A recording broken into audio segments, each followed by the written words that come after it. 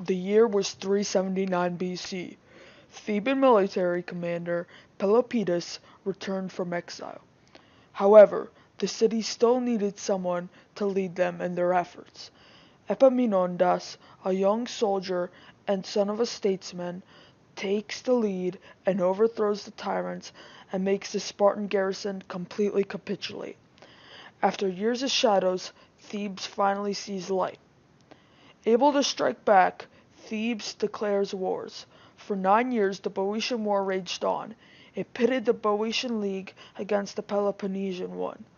Within the Peloponnesian League, ripples started to form as Sparta's decisions were not well liked and other city-states began sending less and less troops. Furthermore, Thebes, under the leadership of Pelopidas, won many land battles.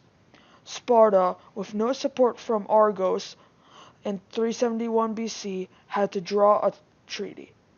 Sparta, along with Athens, who had not supported Sparta during the war, wanted to treat the Boeotian League as independent cities and city-states to buffer Theban hegemony over Greece, while the Boeotian League wanted to be treated as one entity, with two major city-states contributing to the independent treaty question. This won out. With the diplomatic success, the Spartans wanted to follow it up with a military victory.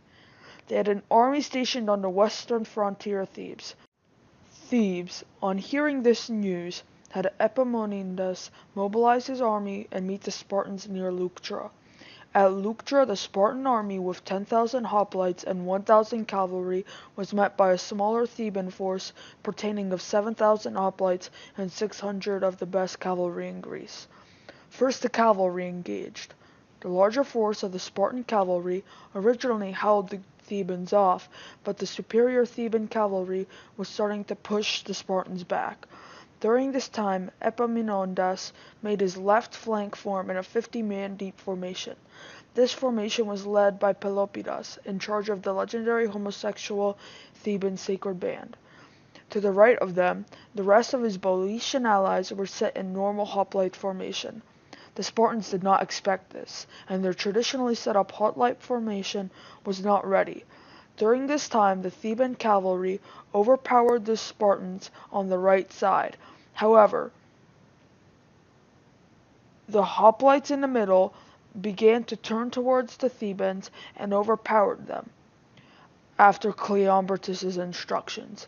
However, the Theban force split and engaged both of them and began to hold their ground while the cavalry was still coming back in support.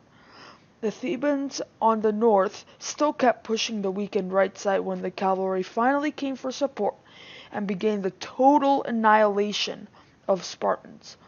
Also, the split group of 300 chosen men held their ground as reinforcements came. This battle caused 300 losses for the Thebans and a whopping 1,000 on the Spartan end. This ended Spartan hegemony of Greece and started a Theban conquest.